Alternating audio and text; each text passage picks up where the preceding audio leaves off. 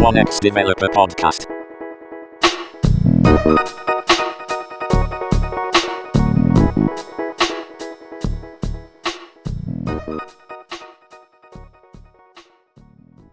Hello, everybody. Welcome back. It's me, Colin, And me, Brendan.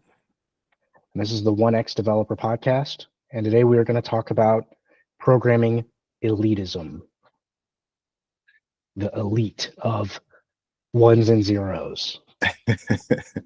Yeah, some programming is real engineering, and some programming is just like, I don't know, copy and pasting some crap from the internet. Yeah, the programming I do is real, and the programming that people I don't like do is fake. That's right. Right. Anything that I don't like is not real programming. Right. So, you see this a lot, right? You see this on Twitter, you see this on YouTube. This is something that has always kind of been around, don't you think? Yeah, and I don't think it's unique to software development. I think maybe software development is, I think that developers have kind of a knack for it. It's especially present in the community. But I think there are other communities where that's true too. Metalheads, right? Metalheads are always about like, Okay, this yeah. is a real metal band, and that's not a real metal band. Right. True cult. This is true cult, and that is not because I said so. Yeah. I was thinking like car guys do, like if you drive a stick, you're a real car guy, and if you drive an automatic, you're not a real car guy. Yeah. Or whatever. Gaming, this is a big thing in gaming. Like PC gamers are real, console gamers are fake. Sports people like to do this, real fans versus bandwagon fans. Absolutely. I think it's a manifestation of just like we have this human desire to create community, but then we create community by like excluding outsiders. You know what I mean? Mm-hmm. Inside the community, we do things like this. Seth Godin has a thing that he talks about it in a positive sense, but it's just this concept of people like us do things like this. And it's right. It's how the community is defined. And I think when you take it too far, that means excluding people and telling people they're doing it the wrong way. Do you think there might be like legitimate value in that? Like, does Seth Godin talk about like, like there being a good reason to create like in groups and out groups, or what? Sure. Yeah. I mean, the reason to create an in group, I think, according to Seth Godin, is that when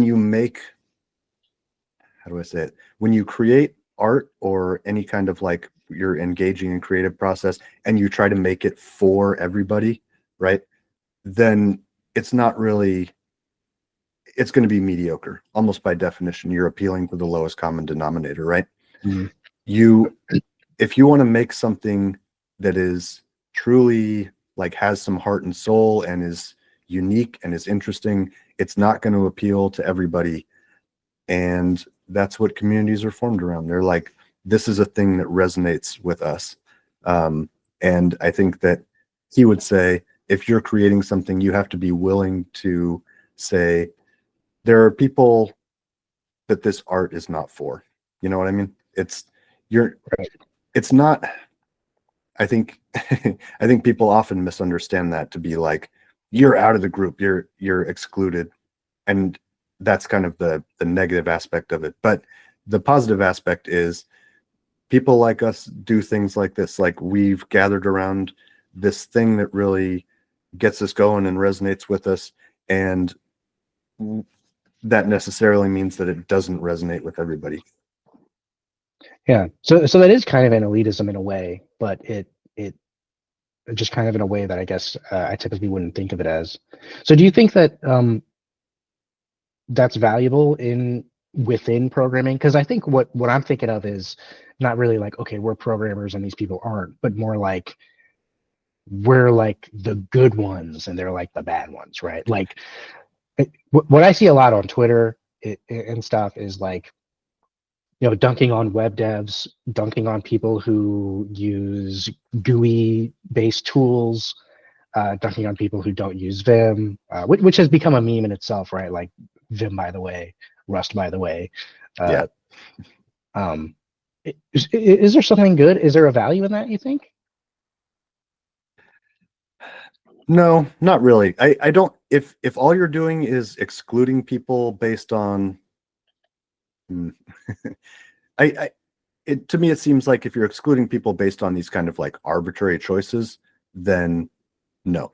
Like, does it really matter in terms of enjoying programming and getting the job done, even like in terms of productivity? Does it really matter which editor you're using if you get to the result? You know what I mean? I think that those are just markers of, yeah, elitism, in group, out group kind of stuff. I don't really think there's much value in that. I think that's just people being shitty. Yeah. Well, and this is kind of the core of the "Whose Side Are You On" segment of our show, right? Like, because I mean, we take it more as like, do you use this or do you use that? But like the joke kind of is that people go beyond that, right? They go to this point of like, I play Xbox and you play PlayStation, so we are here and you're there and we're at war or whatever, you know? Yeah. The idea that there's been a 30-year holy war between like users of Vim and users of Emacs is insane. That's It's just silly. hilarious. Yeah. Yeah. What do you think is like the funniest thing people have ever had an elitism over, or like a war over? Like, Tabs versus spaces might be up there. That really is like truly ridiculous thing to argue about, to have like a really strong opinion about. I was thinking like beyond even software, like people who argue about like which anime character is like the coolest one or whatever, or like Wolverine versus the Hulk. I'm pretty sure I like almost got in a physical altercation with a kid in the 4th grade over this because he thought Wolverine could beat the Hulk. Wolverine can't beat the Hulk? Honestly, I'm pretty sure there's a comic where he does, but I don't know. That's the thing with the comic book stuff is like it depends who's writing, it depends who's the hero of the story. You know, that's really what it comes down to. But anyway, I think that really depends on the community. Like especially in the age of the internet, the deeper you go into like cultures and subcultures and subcultures, people have really strong opinions about like the most minute thing that wouldn't even make sense to you and I. You know what I mean? right, yeah. If I were to get into anime today, I'm sure that I would find some of those opinions about like who's the best anime character just be like, what are you guys talking about? Like, you guys have divided yourselves and are fighting about this. That's crazy. Yeah, well, it is actually crazy. Anyway, what kind of sparked this topic, you think? Like, why did you think like, hey, let's talk about programming elitism today? So we were watching. So I was watching a video on YouTube from the Prime Jin, and he was talking about this idea of the skills gap, right? So he was talking about developers who get into programming today, and they start with, I think most people who get into programming today start as a web developer. It's the easiest. Everyone has a browser. You already have, so in that sense, you kind of already have like a programming environment set up. You don't need to do a lot of work like you did in do you mean it's the easiest in the sense of easiest to do, or it's just the easiest to like get a job in? Easiest to do. Okay. I think web development is the easiest to do because of and I'm talking here at the most basic level, like just getting a program up and running. I think I think a lot of people probably just get started like in their browser console, not even using an editor or anything like that, but they just like open up a console and figure out they can run a couple JavaScript commands and go from there, you know? I mean, I almost think the easiest thing, and I remember doing this as a kid, is like when you make a .html file and then you open it in your browser and it's like, I made a website. Like, not really, but like I did, kind of, you know, that there's like no barrier to do that at all. Super easy. And I think that's absolutely such a great place to start. If you're at all interested in programming, you know, you can go far before you really need to you know, I think a lot of times, sometimes when people think about web dev these days, they're thinking about like, oh, I'm doing my Webpack and my node packages and all that. It's like I think you can get pretty far in learning about basic programming logic, um, control structures and things like that before you even have to worry about any of that stuff. Yeah, for sure. And so, so I think, anyway, I think he was saying basically a lot of people get into web development and then they don't really understand the layers below it, right?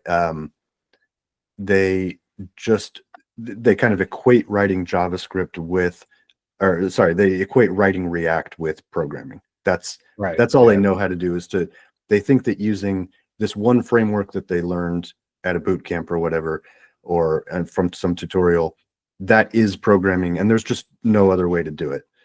And I think I think his basic point in the video was like, you'll be much more employable, you'll be much more knowledgeable, you'll have a better idea of the big picture, and AI won't be taking your job as easily if you understand some of those layers beneath it. If you understand that React is really just JavaScript, and that JavaScript runs, native code at some level in the browser, and and you understand a little bit of C or C++, and you understand what that, like how that becomes assembly and how that becomes binary and all this kind of stuff, right? The more of that you understand, the better off you're going to be. And like I said, I think he was talking mostly in terms of being employable, but I think just from a curiosity standpoint too, you're going to be, it's good to know more about the environment that you're working in, I guess. Yeah, and I think that's definitely real. Like, there 100% are a lot of developers that they basically they go all in on one framework. Sometimes it seems like without even really knowing what else is out there. And I mean, maybe in a way, this could be a way where elitism is sort of a good thing, right? Because I think it's not good to like belittle people, but it is good to push people to say like to try to be better and try to learn new things, right? Mm-hmm. So I've talked about this on the show a little bit before. I think this is part of what pushed me into being more like computer engineering rather than computer science. Because I feel like part of me kind of associated computer science more with like a career path of, yeah, you make websites, you make little web pages and stuff, you make dashboards. And computer engineering is more like we wrote assembly code in our labs, and we spent a lot of time studying like writing really low level stuff and all that. Yeah. Tell me more about what was on offer in school. Like, do you think that was an accurate assessment of your down one path you kind of like learn about web page development and stuff like that, and down the other path you learn kind of more like CS fundamentals? Yeah, I mean, I don't know much about the computer science path because that's not what I did. But like in computer engineering, we did like a lot of embedded stuff. We had a lot of like FPGA boards we programmed. We did like robotics stuff. And there's a lot of things that I don't know that I probably would have known from a computer science course. The big one probably being database stuff. I didn't do anything with databases in college at all, and I know the computer science people do. And I regret that. I think like a lot of the higher level kind of algorithm-y stuff, like I never really studied algorithms. Like the programming we did was more like, make this light blink when this button is pressed, but not this one, that kind of stuff, Like a little Arduino or something? Yeah, we did Arduino stuff. That type of programming is what we were doing. Yeah. So, I mean, I think that's a really good example of, there are certain people who would consider that path that you took to be like real engineering, right? And the other path to be script kiddies, or I'm trying to think of some pejorative term, right? You're not doing real engineering when you do that. I like the term code monkey because I've felt that at work before. Like I've had jobs where I felt like I was a code monkey, right? Where it's like I get a ticket to make a drop down, do this, and that's what I do, and then I move on to the next thing. And I think it's probably what like most developers, their jobs are kind of like, don't you think? Yeah, I think that's 100% true that that's what most developers' jobs are like. Personally, I don't really think that has much to do with the technologies involved in web development. I think it's just, I think 20 years ago there were plenty of jobs, code monkey jobs like that were C++, right? Or Java. Mhm. I think it's just where the tools are at the moment, and again, the ease of getting into it, the ease of the ease of learning that kind of stuff that makes it so popular. Maybe also just how quickly you can move. A lot of companies have chosen that as their path. Yeah. So there's just a lot of those jobs out there. But yeah, I think there's code monkey jobs out there in every language and every technology stack. I really don't think that has much to do with like front end stuff or JavaScript or anything like that. See, and I find that interesting too, because I often have this thing where I think like, okay, should I learn this new language or this new technology, this new domain, or should I really just dedicate like becoming the expert in this thing? Because again, like people love to talk smack on JavaScript devs, but like you can have a whole career of just learning JavaScript and doing JavaScript stuff. Like there's plenty to learn there. Like there's anything can be, I think, as difficult or as easy as you want it to be, sort of. Well, maybe not as easy. Like there's some things that are just straight up hard. But like I think that if you take things further and further, like you can find a way to be challenged in anything. Yes, I agree with that. You can always find some niche to go down, some little rabbit hole that you've never, how well do you really understand the event loop in JavaScript, right? Oh yeah. I mean, how well are you? I've seen a few things like this where people made like little web games where it's like, does this evaluate to true or false in JavaScript? And it's like, the craziest stuff. Like, because you've seen that stuff, right? Like there's stuff that's just, huh? What? How? What? Like, Yeah. So because JavaScript's just insane. I saw one of those this morning. Yeah. Yeah, it's great. So I often have this thing where sometimes I'll kind of see something like that and I'll think like, yeah, I should try to learn some systems programming kind of thing. But then I find myself wondering like, okay, what do I make? Like because most of the products that I think I would like to see or that I would like to make tend to be web things, right? Just ideas I get, they tend to be like web-based things. And I don't really think like, okay, like if I want to learn Rust, what do I build? Like what would I want to build? Do you think that the ideas that interest you are web-based because you work in web-based stuff generally? Do you think it's like you think in that mindset because that's what you do a lot? That's very possible, yeah. I think maybe, but I don't know. I mean, like, what do you think? Like, if you wanted to learn Rust, I mean, you could do web dev backend stuff in Rust, but like, I don't know, what would you make? Would you make like a little text editor or like a little terminal emulator or what? I think this is kind of my stock answer these days that I've used in other conversations about this, but I think if I was going to use Rust or something like that, I would want to go like really low level, some GPU kind of stuff. That's just kind of like where my head's been at. I've been interested in learning about the graphic stuff and the kind of GPU related stuff where you really, I think part of what appeals about it to me is it's very different from the web stuff, right? You have to worry a lot about how your memory is allocated and laid out and all that kind of stuff in a way that you just like don't with Python and JavaScript. Dude, in my day job, I just kind of like, I don't know, just shove it on the heap somewhere. And then and the GPU is very different. I often wonder, like, I have this conundrum a lot where I think like, okay, is my next side project going to be like a project that I try to release and make money from, or do I try to just learn something? I fight this battle a lot in my brain. And I think that's the big thing. Like, when it comes to like something that you would actually release and be like would be used by a lot of people, I'm thinking of SaaS platform stuff, right? Yeah. That's kind of where it's at. Like, I don't think you really make money uh making like some GPU thing, right? Like a thing that looks cool, right? But Yeah. that's definitely a great way to learn a lot. So I don't know. That's a conundrum I just continually fight.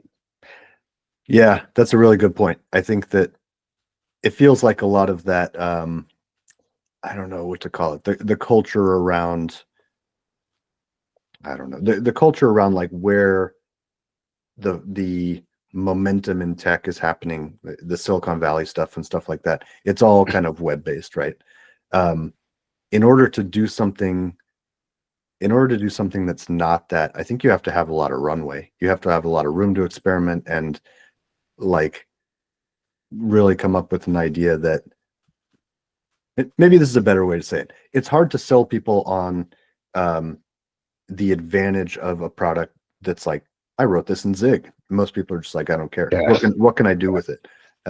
People don't care that you wrote it in Zig or Rust for the most part, outside of the programming community. If you're trying to sell something, it's really a question of like, what is the thing doing? And I think it's usually easier to get to the result of what is the thing doing using web-based technologies. Yeah, the value is it's easier to get value out of that type of thing with less hard, like deep work, I would Yeah. say. Let me throw this out there though. When you're deciding between learning something new though and coming up with a product to sell, something like that, I heard this idea the other day that I've been kind of turning around in my head and I think is really interesting. And it's just the idea that like it's really important to get a feeling for what it's like to master something hard, right? That's a really good skill to kind of like have in your back pocket. It's just this feeling of like, I know how to get good at something. I know what it feels like to start from zero and kind of like, maybe not zero, but you start from a place and build up some knowledge of a thing. And I know that I can do that because I did it with Zig or whatever. Now, when this new thing comes along, I kind of like know what it feels like and the steps to do it, the steps to go through to practice it and all that kind of stuff. I just think that's a really important thing, maybe just a personality trait, but I think it makes it easier to learn things. Yeah, that's definitely true. That's a good point. And I think, I mean, is that sort of what the Primogen was getting at a little bit with his video? Like, just learn stuff, like challenge yourself to learn stuff. Because he talks about that a lot on his channel. Yep. He was basically saying that's kind of what he does is he always, in that same video, he was saying what he does is always try to go like one layer deeper than the thing. Once you feel like you kind of have a grasp on how to write, some front end stuff. So you learned React. What does it mean to write vanilla JavaScript? Or like, what does it mean even to go lower in the stack and like implement TCP/IP yourself or something like that, right? Really understand kind of the networking components that are so integral to the web stuff. Yeah, that's cool. That's interesting because there really is always another layer deeper you can go. Always. I was saying before this episode, like you and I in our web development jobs, we don't think about, there's so much stuff in just the inner workings of the computer that we don't think about very often. It's like, CPU caches and things like that. Yeah, and I mean I would say most web developers aren't thinking about performance nearly enough, just in general, right? Like so many web apps are just so crap, it's insane. Yeah. And yeah, people need to be thinking much more about the performance of their queries and just how much stuff they're sending over the wire and just everything. Like it is, the web is like not in a good state right now. Well, yeah, no, that's a really good point. And I think that may be a point of legitimate criticism where people get crappy about like the tools that new developers are using and the way they're learning and the tools they're using, things like that. There is absolutely legitimate criticism to the idea that new developers having a full picture of like what's going on makes it much easier to worry about that stuff, right? The first time you write something, you don't even know what you don't know, and you don't know that you're doing it wrong, you know? Yeah, you're just trying to make it work. And I think a lot of developers stop with that. It's like it did what I want, so it works. And right, yeah. If you actually know about some software development principles and fundamentals, you would kind of start to understand like why, even if your code technically runs, it may not be optimal. Right, yeah. Yeah. Did you see this in your social media spaces? A couple of weeks ago, there was like, and I didn't follow it all, but like there was this whole like war going on Twitter, mostly between Haskell devs and Go devs, which is weird. But it was like basically the Haskell guys were on their side just saying that Go sucks, that it's just a crappy language. It's like it's dumb. It's like for it's for people to pick up. It's easy. Like basically what we're talking about, the elitism thing. And the Go devs were on their side saying like, hey, we ship real products. we've made things. There's lots of examples of things written in Go that are, added a lot of value to the world. Yeah, that was just a whole thing going on. It's interesting. No, I totally missed that. That's kind of hilarious. Yeah, how did that start? Was this just like Haskell picking a fight? I think I just saw somebody tweeting. I think somebody just tweeted like Go sucks or something, and I don't know how it ended up becoming those two, because it's so weird. Like you don't even really ever hear about the Haskell guys that much, other than them just saying how much they love Haskell. And I mean, you do see those posts a lot where people say like, "Oh, I learned Haskell, and now like my third eye is open, and I can do anything with the computer or whatever." Yeah. Which I wonder. That's one of the things I've wanted to do for a while. Is like, okay, let's actually jump in that and see what the hell those guys are talking about. Yeah, that is funny though. I feel like I do see that criticism sometimes. It's like, if Haskell's so great, why aren't more companies jumping on it? Why aren't they choosing it? I don't think it's directly true that like the number of companies using a specific technology stack is indicative of like how good it is necessarily, but right. If it's so good and if people really like see the light when they see it, why aren't more, killer apps or whatever written in it? Well, and I know there's like an unofficial slogan in Haskell of like, it's like never succeed or something like that. Like never. Have you heard this? No. It's like, geez, what is it? Oh my gosh, I gotta see. I gotta find it. I don't know what to look for. Avoid success at all costs. That's very funny. Right. And it's just funny. I mean, because that really is kind of the opposite mentality of something like Go, which is like, we make this easy to use, easy to maintain, and we make stuff, we ship stuff, Yeah, Haskell is more like there's a learning curve. At the end of the day, it's provably mathematically correct, but it's hard to learn and maybe hard to ship. I still don't totally understand how you do I/O in Haskell. If everything's pure function. I don't know. Anyway, yeah, that was a fun thing. And I also saw a video recently by Jonathan Blow, who's like a game dev guy, and he is known for having like really strong opinions on things. And he has this video that probably people listening to this have seen, where he's like, someone in his chat was like asking about getting a JavaScript dev job or something, and Jonathan Blow is just like, all right, here's the deal: don't take that job. Don't work in that space. Go do something interesting. Go make something real. Go do something that's really interesting. And it's interesting to me because I feel like he's, in a sense, I see what he's saying, and I agree, right? Which is like, yeah, try to do a career where like you're doing something that you're passionate about, where you're being challenged, where you're learning something, right? Don't, try not to take that code monkey job.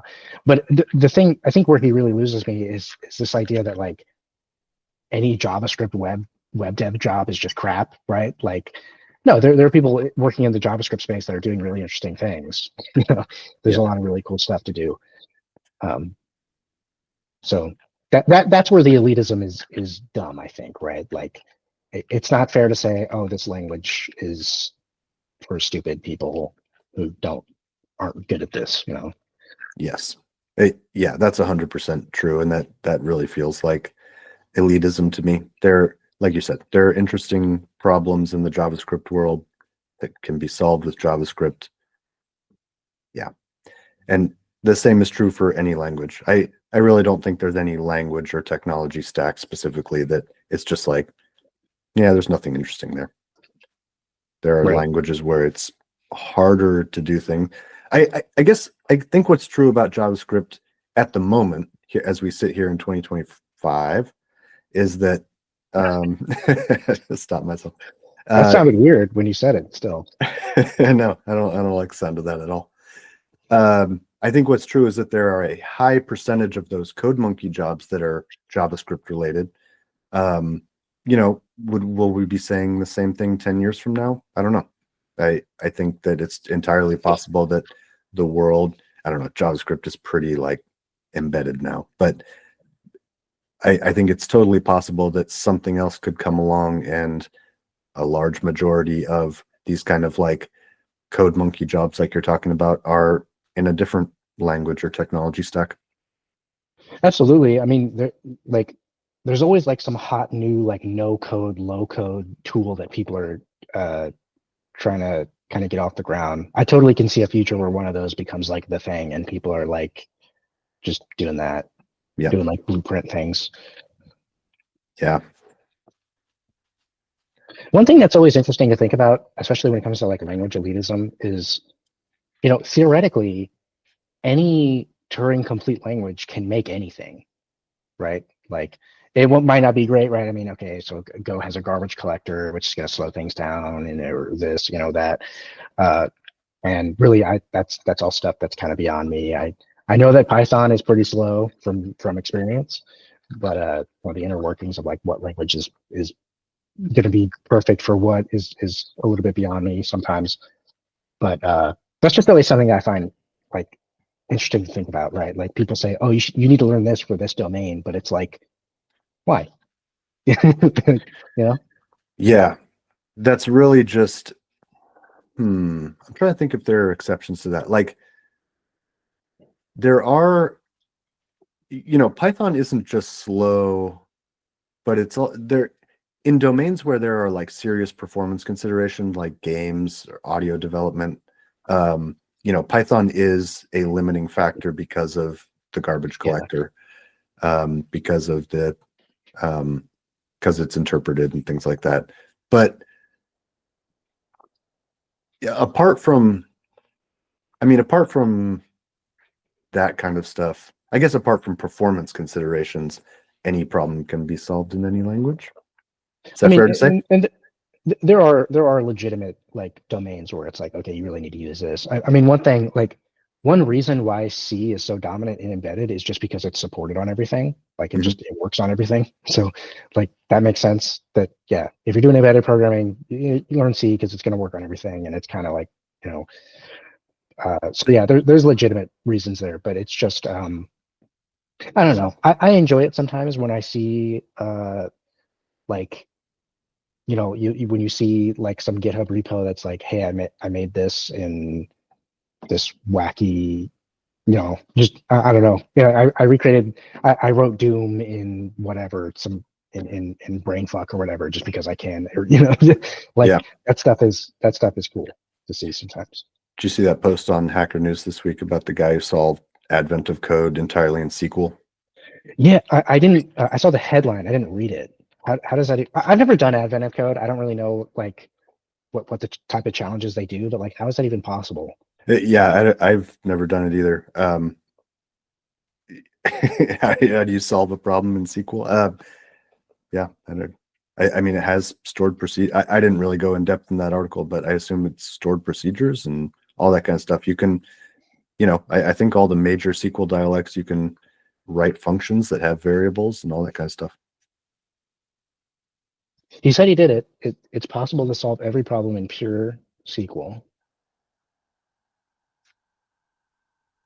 That's crazy. I think what is true about domains and languages, though, is that, for better or worse, I think a lot of times a language will become standard within a domain. And it's, when someone says you have to learn R if you're going to do data science, right? Right. That was more true 10 years ago than it is today. So, a lot of times maybe all it takes is someone who really understands their shit and is like, no, I'm going to use Python.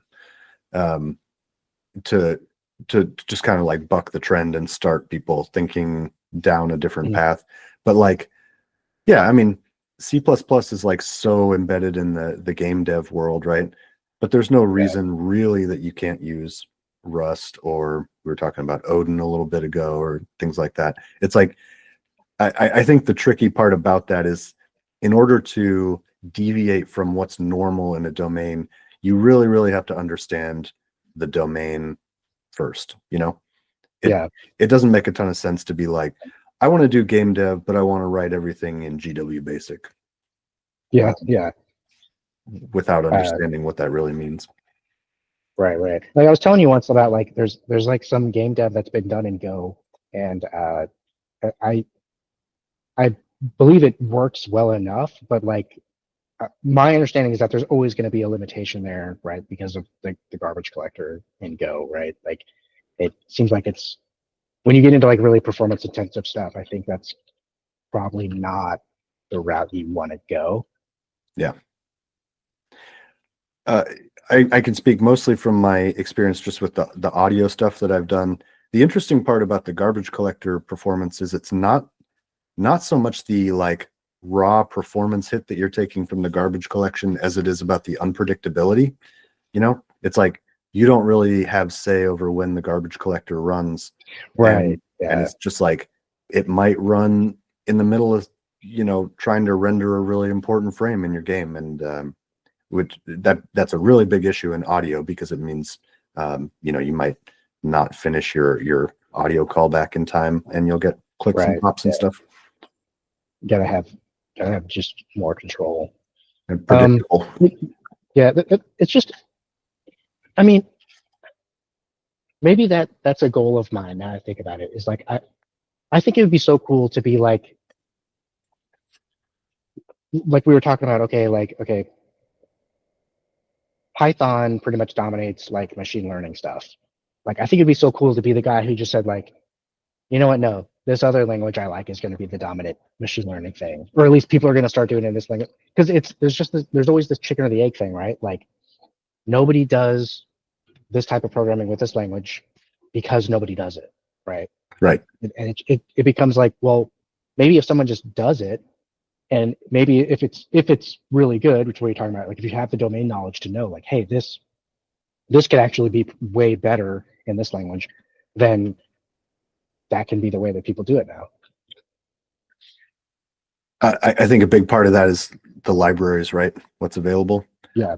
I think I got the impression that was a big reason that Python 2 hung around so long, was nobody wanted to port hundreds of thousands of lines of NumPy to Python 3. Right, and I mean, and that's the thing, is like, I mean, is it just, are we just too lazy to make a library in a different language? I mean, is that the thing that's stopping us?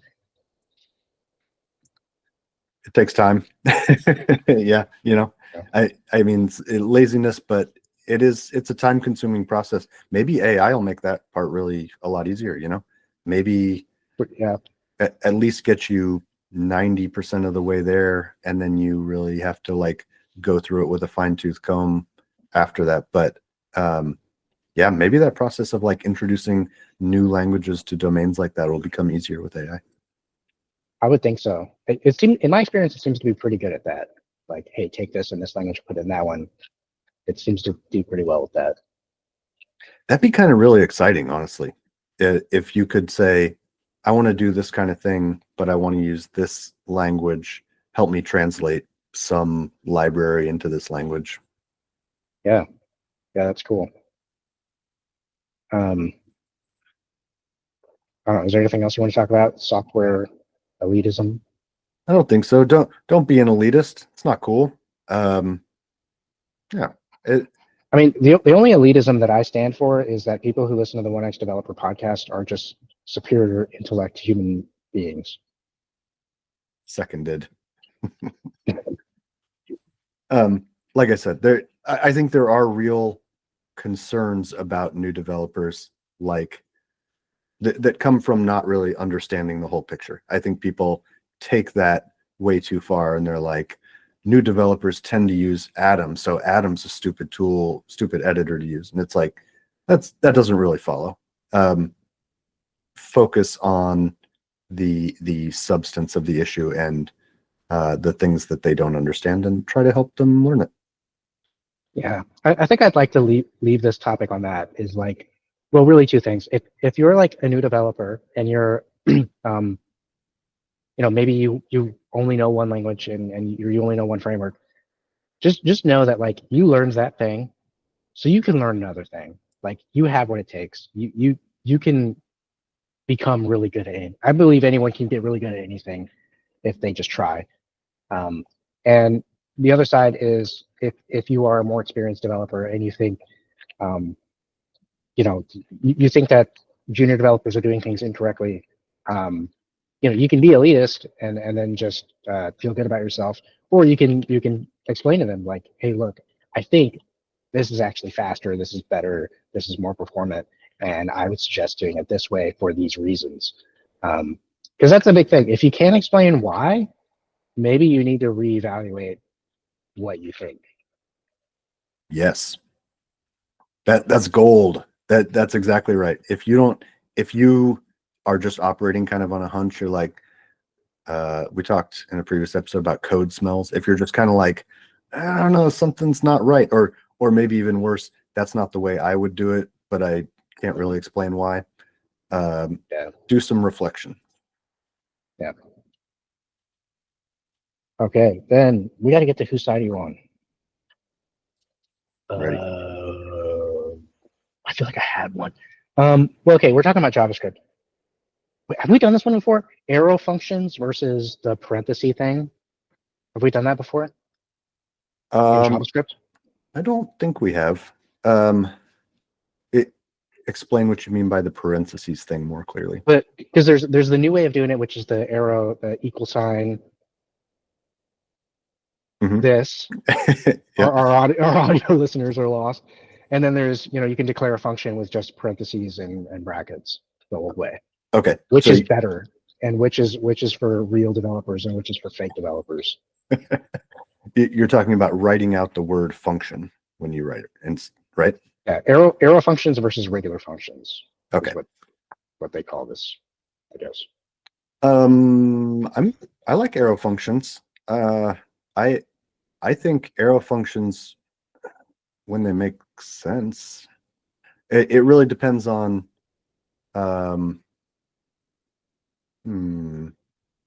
it depends on, I know that's not allowed in whose side are you on. we don't deal in nuance in whose side are you on. But yeah, I mean, it really depends on if I'm passing a function into another function. In general, I'll write that as an arrow function. If I'm declaring a function either like on its own or as a member of a class or something, I write the word function. So I'm reading about this on Stack Overflow, and apparently they're not just interchangeable all the time. Basically, arrow functions can't use this argument, and they can't be used as constructors. I guess that makes sense.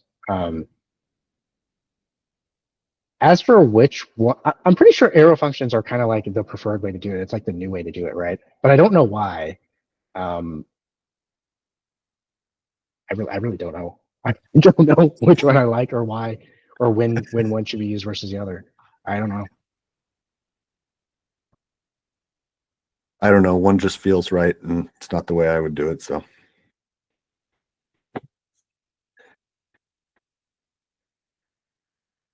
You can't use this inside an arrow function? Yeah, for sure you can. But I read it that changes wrong. the value of this, though. It binds to Oh, yeah, something yeah. else. What it is you can't, if you have a function that uses this, you can't just change it from a regular function to an arrow function blindly, is what it is. Right. Okay. They're gonna operate differently. Let me see, what else was in here?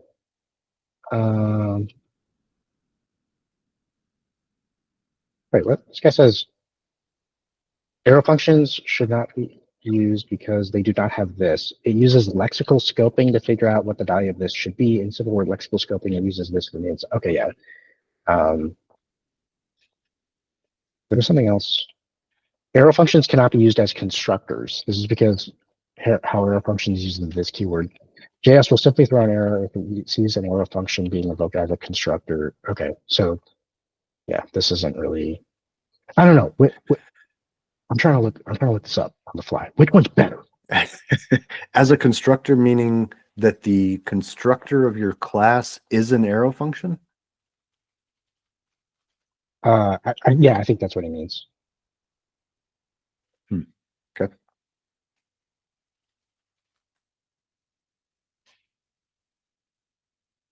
I'm trying to think like when, or like, I'm pretty sure arrow functions are like more the preferred way to do it, right? Like in any what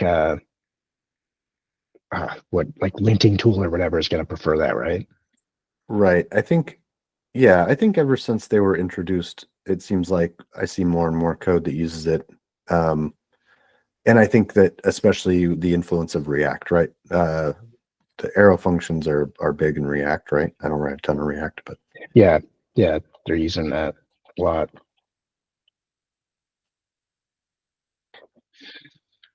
So arrow functions allow you to write functions more concisely, but they also have limitations. So I guess where I can use an arrow function, I'm using an arrow function. yes, that's much more concise way of what I was rambling on about. Arrow functions cannot be accessed before initialization. Oh, okay. Yeah. Okay. That one was lame. What? Okay, here. Okay. This is also kind of related to the topic today. I had this idea once. You have to delete one programming language forever. What do you pick? I'm assuming we are going with something kind of mainstream here, not some like Yeah, obscure. I think it has to be like, yeah, I think it has to be like real, like something that's actually used. Java. Okay, I feel that. So I've never even really used Java, but I still don't even like it. There's something about it, Yeah, no, I've never used it professionally. I've written a little bit of code in it for side projects and stuff, and I've always just hated it. I don't know why, but it never feels good to me. I kind of want to get rid of C#, which is, I know people, those are supposed to be similar, C# Yep. and Java, but it also has that icky feeling, and then it's also like the way it's like it's like owned by Microsoft, right? Like C# is like all Microsofty. Except for some weird cases where people want to run things on Linux, I think it never C# is never used outside the .NET framework, right? Well, I know it can be used. There's something called Mono, which allows you to use C# on Mac and Linux, but it's yeah, it was introduced by Microsoft alongside the dot. It's kind of intertwined with all that stuff, and it's just icky. I mean, like my first internship, I wrote C#, and it's very baked. Just Microsoft does that in general, right? Where like all their tools work together and they don't really play with anything else.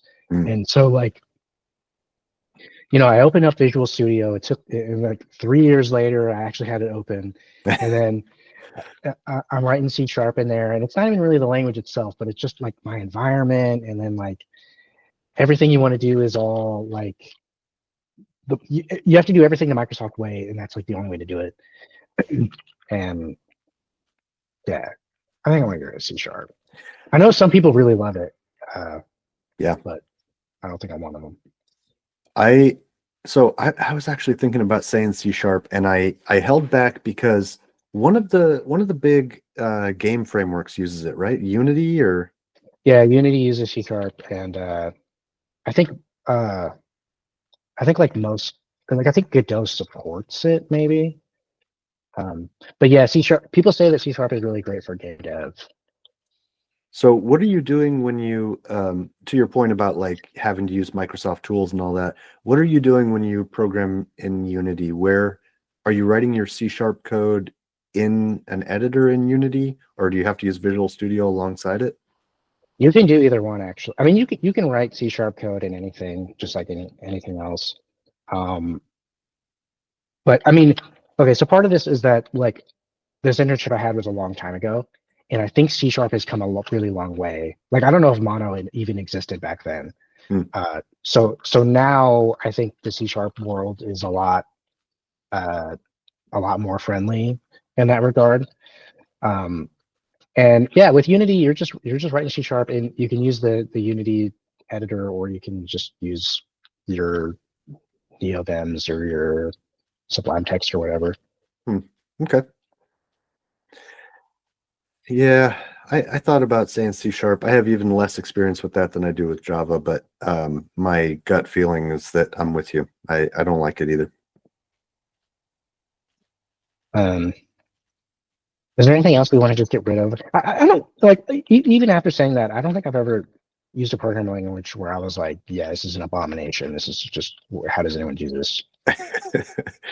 I think you know, I think it's really hard to say about a programming language because like every language, almost every language is good for writing a simple hello world, right?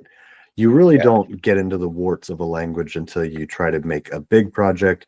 You try to, you know, compiling tons and tons of modules and like all that kind of stuff. I think that's when you really start to see like, oh my God, why did they design it like this? That's really such a pain in the ass when it doesn't need to be, Mm. that kind of stuff. So I think it's hard to say a language is just like straight trash without being like kind of deeply embedded in it. Yeah, I'm trying to that's think, true. Yeah. trying to think if I've ever used any that I was just like, this is terrible. Um, Part of the thing with Java was that even right from the jump, this is many, many years ago, but there was all this stuff about like Java class path, and I just found it really hard to even get up and running and write a simple program. Oh yeah. See, okay. I actually did work on a Java project once as like um, I started a job at a place, and then we did this like we did this weird like kind of orientation thing where we got in groups and did projects together, like just people, all new hires within the whole company. It was weird, Hmm. but we used Java because everyone on my team was a Java developer except for me. And yeah, there was this whole thing where like there's like different build. I'm gonna sound dumb because I haven't used it, but like okay, there's Gradle and there's Maven and there's like a few other things, and there's like all these different build tools, and people are talking about that, and I'm like, dude, I don't even know like what can I just do like you know uh like I don't know like in Python there's just like one Python. Like, you know what I mean? Yeah. Or, I mean, I do Python. There's Python 2 and Python 3, I guess, but really there's just Python 3 now. And like I just run Python, file.py. That's kind of it. Like I don't know what the hell is going on here. Yeah. And I think, I think none of those build tools are official, right? These are all just tools that people have built over the years, Maven and Gradle and all those. I know a little bit about those from like Android development. Right. So that's why so there's not like an official Java like I mean I don't even know what those tools do, honestly. I think those are build tools, but also like package dependency stuff, all kind of rolled into one. Oh, okay. That's weird. I could be wrong.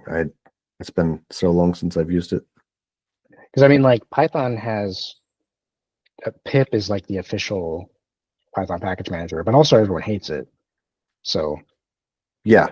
So pip is well, and to be fair, oh dang, now that I say that, Python's gone through some iterations, right? Wasn't there setup tools and then pip and then Oh yeah, there's setup tools. I thought there was one before that that was like having trouble remembering. But I think I setup thought tools is the earliest I remember.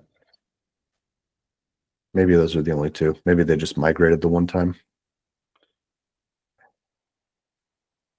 But that said, I think a lot of people really do like, even if you don't like Java, the language, I think a lot of people do like the JVM and think it's really good. Like there's so many languages built on top of the JVM, like Groovy and Kotlin and all those. I was gonna say that because I like Elixir, and Elixir runs on the JVM.